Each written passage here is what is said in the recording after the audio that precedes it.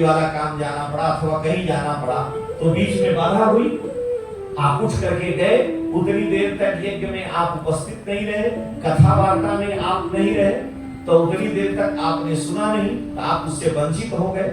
इसलिए जो कलश वरुण देवता है, जो रसमय है, सारे देवता जिनमें प्रतिष्ठित हैं, वो आपके प्रतिनिधि होकर के सब सुनते हैं, और सबके सुनने के बाद उस कलश का जल आपके ऊपर मार्जित किया जाता है कि कहीं भी आप में कोई दोष नहीं आया, आपके प्रतिनिधि रूप में हमने श्रवण किया है, इसलिए उस कलश को घर में ले जाया जाता है, उसका मार्जन किया जाता है। क्यों? कि हमारे प्रतिनिधि स्वरूप यजमान के लिए कलश की प्रतिष्ठा होती है। तो यज्ञ में सारे देवता हमको दरवाजे पर बड़े भारी बल्ब के रूप में लगा रखा है, मैं उसके दरवाजे पर चौकीदारी करता हूँ रावण के यहाँ, क्योंकि आपका वरदान है, उसको कोई देवता जीत नहीं सकता। वरुण देवता और वायु हाथ जोड़ के कहे, भगवान आपने रावण को वरदान दिया है, और वरदान के प्रभाव से रावण के यहाँ वरुण देवता जल गिराते हैं, तो मैं उसको झाड़ू लगा के सारा घर उसका धोता हूँ। आपने उसको वर क्या दे दिया? हम देवता बड़े संकट में हैं। रावण जब हनुमान नाटक में लिखा है कि रावण जब अंगद को डांटता है, अंगद जी जब रावण को समझाने गए, तो अंगद से रावण कहता है, तुम हमको समझा रहे हो, देख नहीं लो हमारे यहाँ कौन कौन लोग हैं।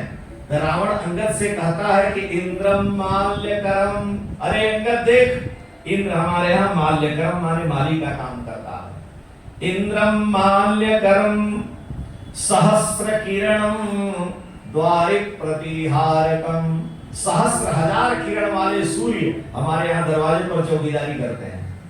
इंद्रम माल्यकरम सहस्र किरणम द्वारिक प्रतिहारकम, प्रतिहार माने द्वारपाल, इंद्र हमारे यहाँ द्वारपाल का काम सूर्य करते हैं। और इतना ही नहीं, चंद्रमा छत्रम चंद्रधरम, चंद्रमा सदा छाता लिए यानी छत्र लिए मेरा खड़े रहते हैं, हमको ठंडी गर्मी नहीं लगे, हमको एसी लगवाने की जरूरत नहीं, चंद्रमा ही छत्र लिए रहते हैं, और जैसा मौसम होता है वो हमारी सेवा करते हैं।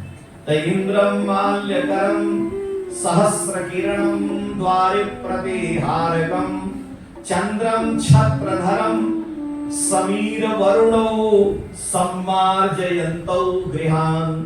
समीर माने वायु और वरुण माने जल, ये सम्मार्जयन्तौ गृहान हमारे घर का सम्मार्जन करते हैं, इनको मेरी ड्यूटी लगा रखी है। अंगद से रावण कह रहा है, समीर वरुणो सम्मार्जयन्तौ गृहान, हमने अपने यहाँ रसोई के लिए लकड़ी और गैस की हमारे यहाँ जरूरत नहीं है। रावण कहता है, तुम क्या समझ रहे हो? पाचक्के परिनिष्ठितम हुतवहम, हुतवह माने अग्नि, पाचक्के भोजन बनाने के लिए हमने अग्नि को ही बुला लिया।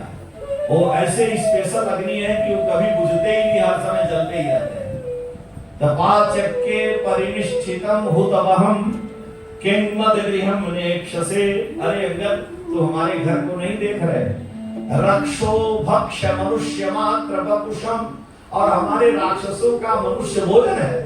रक्षो भक्ष मनुष्य, राक्षसों का भक्ष कौन है? मनुष्य।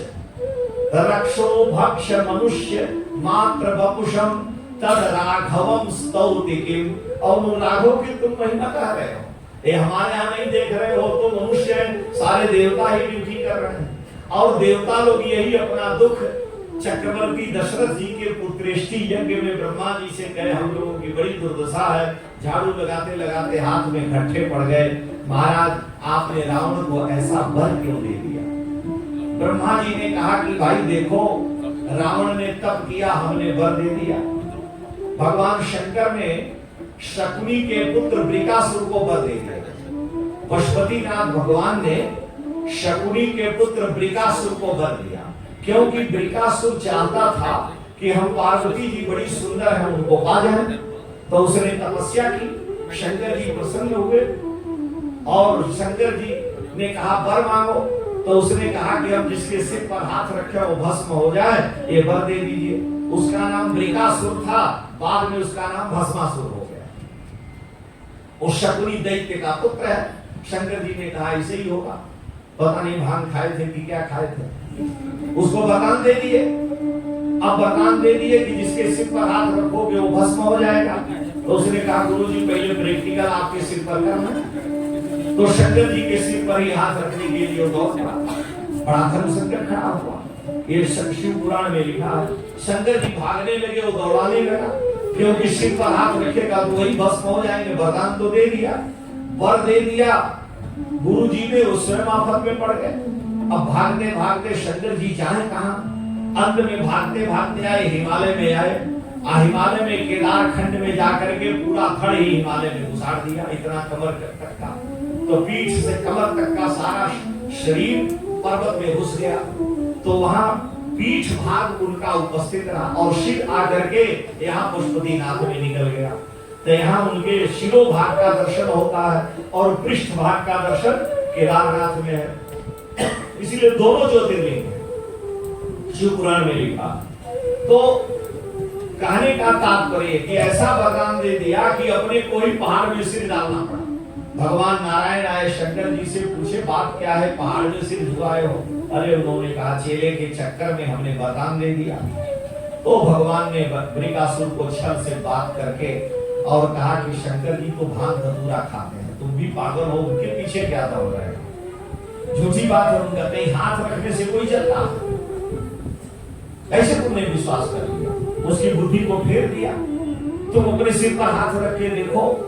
वृकासुर ने, भस्मासुर ने कहा बाभन के बच्चे हमको ठगना चाहते। भगवान ने कहा नहीं, अगर तुमको गर्मी लगेगी तो सिर पर से हाथ हटा लेना। तो भगवान कहे यहाँ हाथ ले आओ, ले आया। कहा गर्मी लग रही, कोई ताप? कहा नहीं। कहा तो झूठी बात है, और नजदीक ले आओ, और नजदीक ले आया। भगवान ने कहा कोई ताप लग रहा है भाई, अग्नि से भस्म हो जाएगा, हाथ में तो आग है नहीं, और पास में ले आओ। ये स्त्री जाति की है, इनका वध क्यों करोगे? अरे हनुमान जी ने कहा कि आपको इतना कष्ट दिया है, मैं इनका वध ही करूंगा।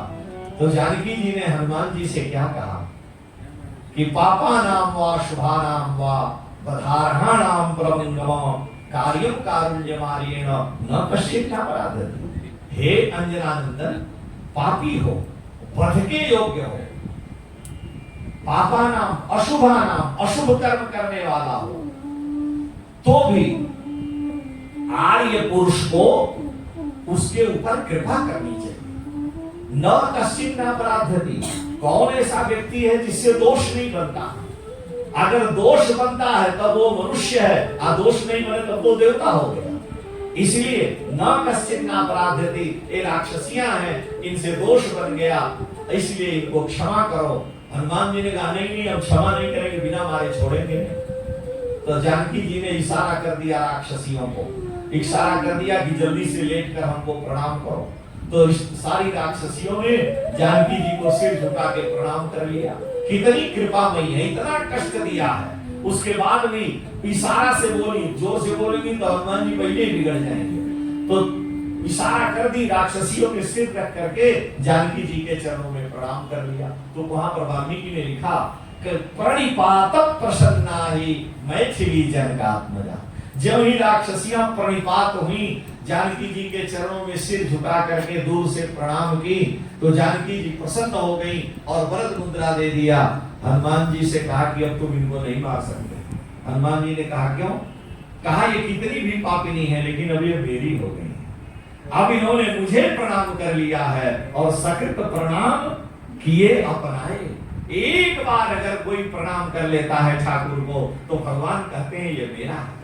उसके अनंत दोषों को भगवान दूर कर देते हैं। इसीलिए तुम राक्षसियों को नहीं मार सकते। और हनुमान जी ने छोड़ना पड़ा हनुमान जी को, उन सारी राक्षसियों किसी को पीड़ा देंगी। ये कृपा, ये करुणा भगवती की है। यानी कौन ऐसा प्राणी है जिससे जान अनजान में दोष पाप न बने? ये संभव है। जानकी जी कह रही है हनुमान जी से वाल्मीकि सुंदर कांड में, न कश्चित् नापराध्यति, ऐसी दशा में इसका विचार त्याग करके कारुण्यम कार्य, कृपा ही करनी चाहिए, दया ही करनी चाहिए। करुणा ये मानव का स्वभाव है। चक्रवर्ती दशरथ जी महाराज की सबसे श्रेष्ठ पट्ट महिषी भगवती कौशल्या हैं, और कौशल्या को धर्म की मर्यादा का पालन करते हुए महाराज ने आधा भाग दिया। जो आधा था उसका 2 भाग कर दिया। एक भाग कैकेयी को देने लगे तो कैकेयी मुंह फुलाई। ये बताओ हमको इतना मानते हैं और कौशल्या से आधा हमको दिए। तो कैकेयी को दिया तो हाथ में लिए नहीं, लोग सुनाते हैं कथा, अब ये कहां है हमको उतना पता नहीं। तो जब कैकेयी को दी तो कैकेयी अभी लेकर के मन में संकुचित हो रही थी कि हमको कम मिला। भाई किसी दो लोगों को प्रसाद देना हो, दोनों को बराबर दे दो तो खटपट नहीं है। अब गुरु जी के दो चेले हो, किसी को 2 लड्डू दीजिए, किसी को 1 के बिगड़ जाएगा। बताओ, हमको 1 ही दिया, उनको 2 दे दिया। इसलिए तब कैकेयी अभी सोच ही रही थी, तब तक एक चील आया, और तो सच्चिदानंद में चरु था। चील आया और लेके झपट्टा चरु का कुछ हिस्सा लेके आकाश में उड़ गया। आकाश में उड़ गया, उस सच्चिदानंद में चरु को लेकर के आकाश में दिव्य सुगंध फैल गई। लाखों पक्षी उसके ऊपर टूट पड़े कि यह दिव्य चरु, यह पक्षी लेकर के उड़ रहा है, और उसके पीछे हजारों पक्षी पड़ गए। ये पक्षी कोई और नहीं था, देवता लोग ही थे। लेकर के चरु उड़ गए कि इसके लिए कोई नई योजना होनी चाहिए, और लाखों पक्षी देवता उसके पीछे पड़ गए। और उड़ते उड़ते अपने प्राण की रक्षा करने के लिए उस चील ने, पक्षी ने उस चरु को छोड़ दिया, और वो हिमालय के गंधमादन पर्वत पर तप कर रही भगवती अहिल्या के हाथ में जाकर के गिर पड़ा। भगवती अंजना के हाथ में गिर गया। अहिल्या जी की पुत्री, अहिल्या की पुत्री अंजना के हाथ में गिर पड़ा। अब वो चरु कहां से कहां पहुंच गया। इसी बीच में भगवान शंकर वहां पहुंच गए। भिक्षाम दे, भगवती भिक्षा दो। अंजना ने देखा कि हाथ में अचानक कहीं से प्रसाद आ गया है, तुरंत जो है भिक्षा के रूप में उन्होंने तपस्वी रूप में आए शंकर जी को दे दिया। शंकर जी ने पूछा, है बताओ तुमने दीक्षा ली है कि नहीं? कहा महाराज हम तो दीक्षा नहीं ली है। शंकर जी ने कहा जो दीक्षा नहीं लिया उसके हाथ का पानी नहीं पीना चाहिए। जिसने मंत्र नहीं लिया उसके हाथ का पानी पीने का निषेध है, क्योंकि वो जल अशुद्ध माना जाता है। तो हम तुम्हारे हाथ से ये दीक्षा नहीं ग्रहण करेंगे। अब वो बेचारी बड़ी दुखी हुई कि एक तो इस पर्वत पर, इस हिमालय में हमारे यहाँ ब्राह्मण देवता पधारे, हमने उनको भिक्षा भी दे दी, अब वो भी हम दीक्षा ही नहीं ली है। उन्होंने कहा महाराज दीक्षा तो हम नहीं ली है। शंकर जी ने कहा तब ये प्रसाद हम नहीं ग्रहण करेंगे। उसने कहा तब आप ही दीक्षा दे दीजिए और ये भिक्षा आप ले लीजिए। शंकर जी ने कहा कि ठीक है। तो शंकर जी उस चरु को लिए और दीक्षा के बहाने फूंक करके उनके उदर में उतार दिए। कान के माध्यम से अंजना के गर्भ में वो चला गया, और उसी गर्भ से श्री हनुमान जी महाराज का प्राकट्य होगा। इसलिए हरिहर रूप हनुमान जी।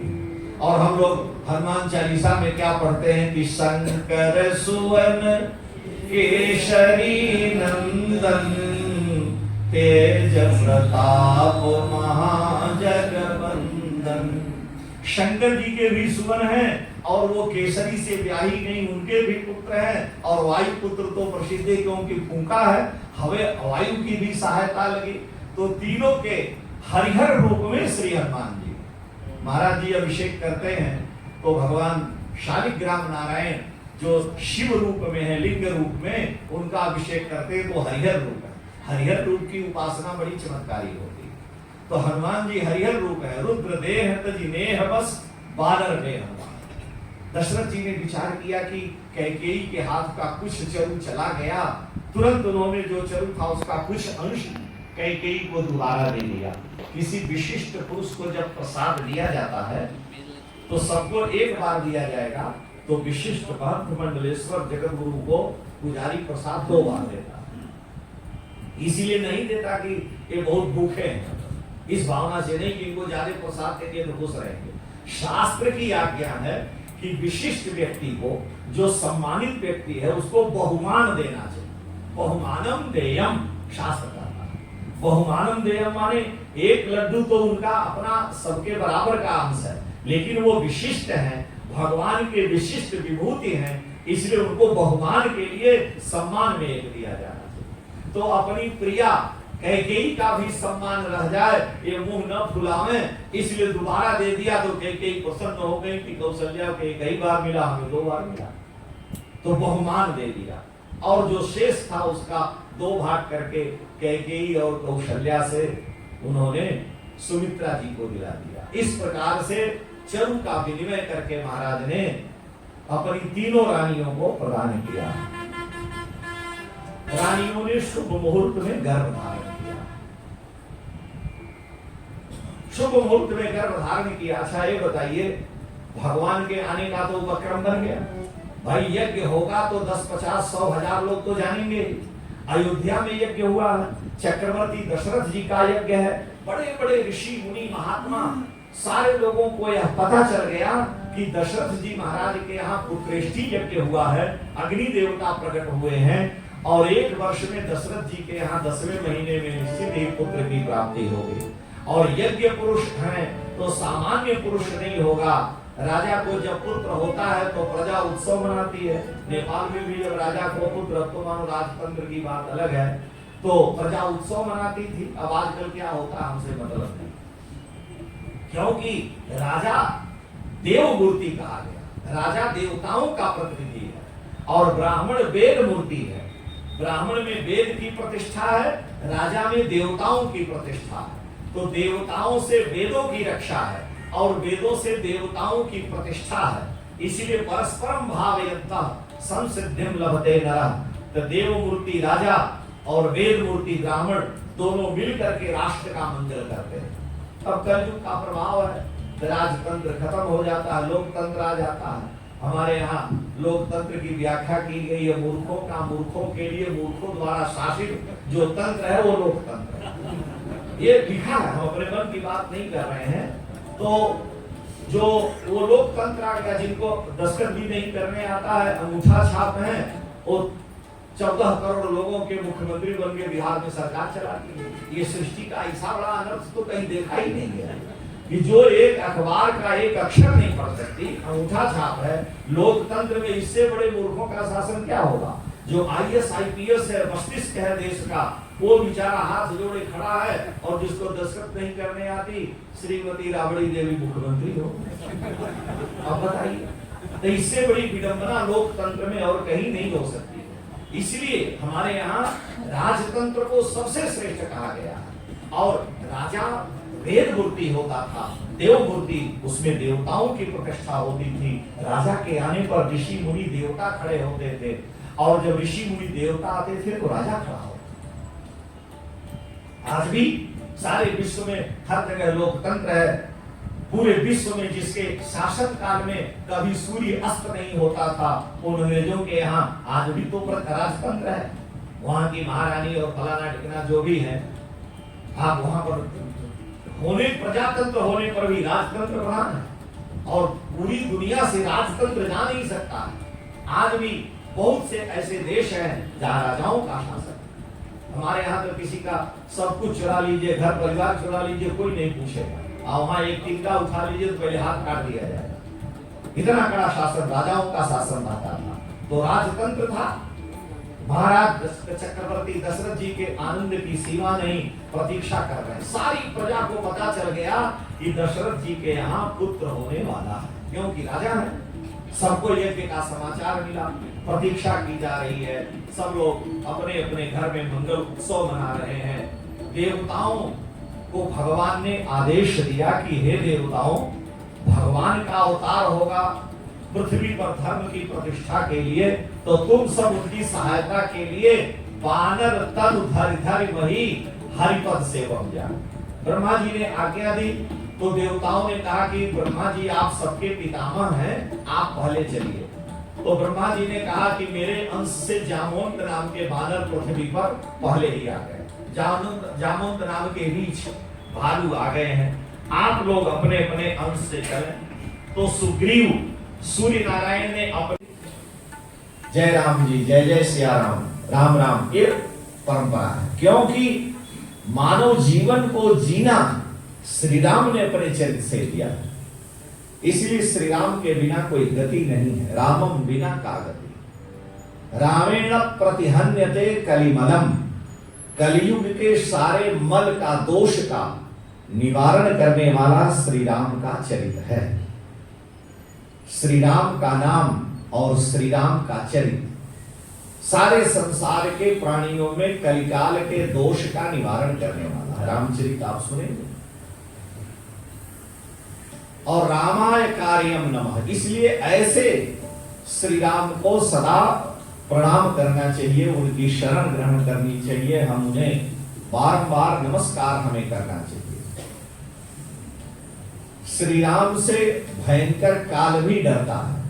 रामात्रस्यति काल भीम भुजगो, जिस काल से सारा संसार डरता है वो काल भी भगवान श्री राम से डरता है। उनकी धर्मनिष्ठा से, उनके धर्मज्ञता से, उनके आचरण से, उनके प्रभाव से। इसलिए रामात्रस्यति काल भीम भुजगो, रामस्य सर्वं वशे, सारा अनंत ब्रह्मांड श्री राम के वश में है, श्री राम की शरण है। इसलिए रामे भक्ति अखंडिता भवतु, भगवान श्री राम में मेरी अनपायनी अखंडित भक्ति हो, उनके चरणों में मेरा स्नेह प्रेम हो, मैं उनके दिव्य पावन चरित्र को अपने जीवन में उतार करके मनुष्य के दिव्य जो मानवता के गुण हैं उनसे संपन्न हूं और भगवान की कृपा को प्राप्त करके उनके दिव्य लोक का अधिकारी बनूं। राम का गुणगान करे, राम का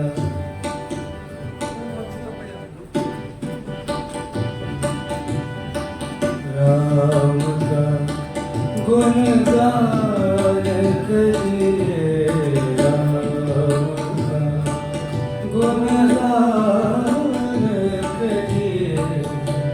राम प्रभु की भद्रता का, राम प्रभु की भद्रता का, सभ्यता का ध्यान धरिए, ध्यान धरिए।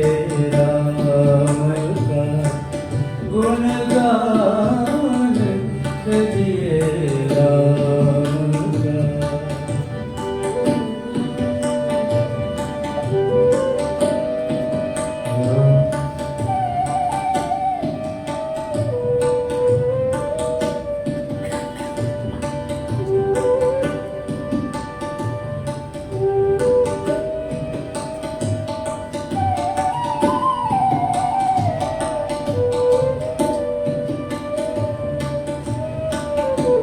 राम के गुण गण चिरंतन, राम के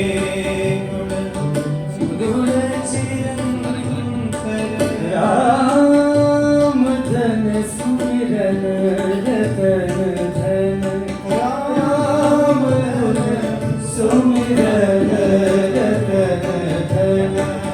राम आत्मा, राम आत्मा, राम आत्मा, राम सीता, राम आत्मा, राम आत्मा, राम आत्मा, राम कहिए, ध्यान धरिए। राम का गुणगान करिए, राम का गुणगान करिए। राम प्रभु की भद्रता का, सभ्यता का ध्यान धरिए, ध्यान धरिए। राम का गुणगान करिए, राम का, राम